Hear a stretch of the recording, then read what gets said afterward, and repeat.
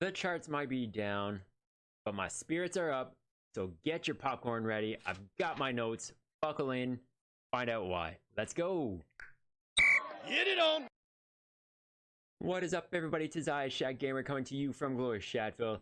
And as Corey's recent AMA has dropped and has been out there for a couple days now, here I am to do my work and try and crunch down all the tidbits that I found interesting into a quick little video for you to enjoy. So if you happen to enjoy it, do hit that like button, smash that subscribe button, because I am trying to get to 250. You know what happens at 250? Giveaways. And yes, do leave me a comment in the comment section and let me know what you think. Give me your thoughts on if you ended up watching the AMA or if you're just commenting on this video. So let's get things started. There was a lot, so I'm here to kind of, again, bring you the pieces that I found interesting. Number one, the egg hatching calculation. I was actually, not that I was unaware, but I had forgotten about this. It is in their white paper and all this information is there, but here it is to you directly. So for eggs and the egg hatching, it's all randomized essentially, but all the egg stats start between 90 and 140, and then over and above that, again, randomized. You get those stats spread out under each attribute. If you have a Genesis, Gen 1, 2, or 3 egg, the multiplier for those egg hatchings vary, and they are 1.3 to 1.9, 1.2 to 1.9, 1.1 to 1.9, and 1.1 to 1.8 respectively. So that means if you have a Genesis egg and you have, you know, your stats, there is a multiplier between 1.3 and 1.9 that will be applied to each of those stats as it hatches. So, and again, for Gen 3, it's 1.1 to 1.8. So do know that that is the calculation and how your stats are figured out in the background, and then what you end up seeing for your hatched bee. Moving on, the endurance congestion, the nerfing of the endurance, which was planned. Again, got to reiterate that that was planned. That was something that was going to happen right from the get-go. There was just a boost given to the players to get them going and get them into the game. So with that, the congestion, they did notice some non-human, didn't want to say bots, the non-human interactions and gameplay, I guess, that they're working to clean up and, you know, trying to free up more space in those early zones, the 1, 2, 3 zones. So they are actively looking to keep things clean and keep things fun for everybody, especially new players coming in. Population, he touched on population control and zone limitations. For population control, fusion is coming, which is a pretty cool thing. That'll be, again, numbers were not given out, but you will be able to fuse together some of your worst performing bees, some of your lower quality bees, to burn them off essentially to get a Gen 1 egg. So that's coming. The numbers will come. So again, be sure to subscribe to this, hit that notification for updates, because when those numbers come out, I will be sure to get on here or on my stream, whether that's on YouTube or Twitch at ShaqGamer80, by the way. I will let you know for sure what those numbers end up being once they are confirmed. But at some point, in order to reduce the population, they are looking into fusing and fusing down, burning off those bees to get 1 egg of a Gen 1 level. So keep that in mind. The game mall, again, for zone limit, this is applying to zone limitations. The game mall, they are looking into ways to give you a boost if you end up hitting a certain level, whether it's in the tournament or in the reward section. That will give you a boost. This will lead to some increase to your bee's endurance. 3, 5, again, numbers were not given. This is going to probably come out sometime in August, whether it's mid to late August, I'm not sure. But they are looking at ways to, again, increase your ability to reach further zones, because as of right now, yes, it is harder and harder to get to things beyond, I would even say, zone 3. So keep that in mind.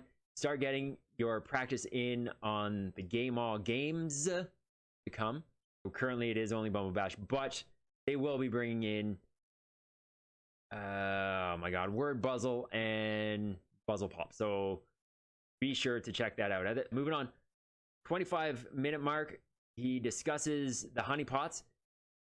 There was a lot there. It was very interesting. Go check out his video, which I will link in the description below.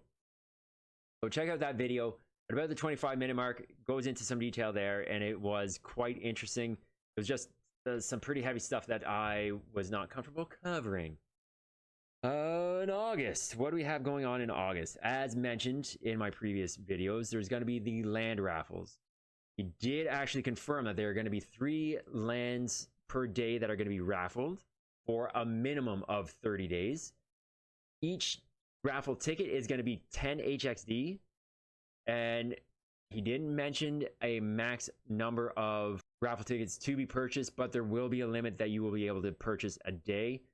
My guess would be somewhere between 25 to 50, maybe. So again, keep that in mind if you're looking to get in on the raffle. Go and grab some cheap HXD, because as you saw in that first little intro, HXD is at a discount. It's at a discount at this point. August, Gen Z bees are going to be reworked. There was a lot here. Again, this whole thing, it was almost a 2-hour AMA, so imagine trying to crunch that down into a 8 to 10, 12-minute video here. Gen Z bees are going to be reworked. For new players, they are looking to have treasury lands specific to new players, or I think he may have mentioned the first 30 days. It might be the first week. And as you end up playing, if you're in day 1, you'll have lands available to you for hunting. Day 2, let's switch over to harvesting. So that sounds pretty interesting. So you will have specific lands for Gen Z bees or new players. Pretty interesting way to try and get people drawn in and used to the ecosystem and what to do in the game. So that was pretty interesting in my belief, anyhow. Nerf capacity. These Gen Z, again, this is all kind of under the new Gen Z bee format. You'll be getting 10 Gen Z bees as a newcomer. They will have nerf capacity. Again, this is just to get the hang of things, not necessarily to be able to extract. You're not going to be able to take things and extract it from the game. So just to kind of get you going, your harvesting will be minimal.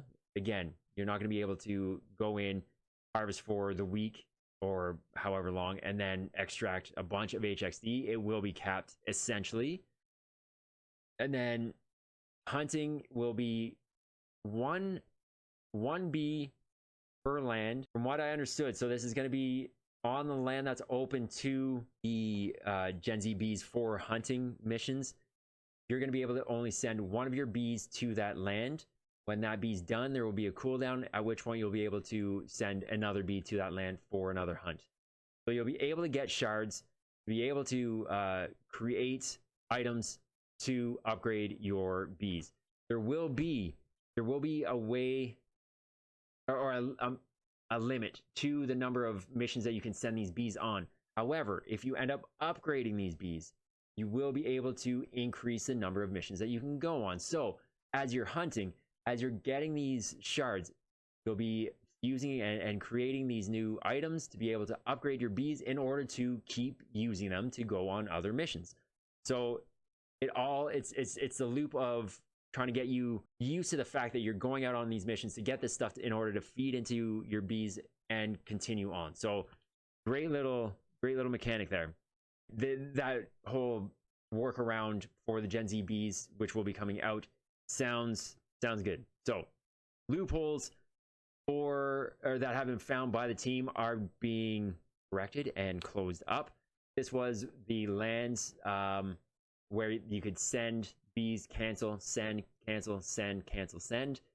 I'm not sure that a lot of people were doing this, but apparently enough for him to make a comment about it.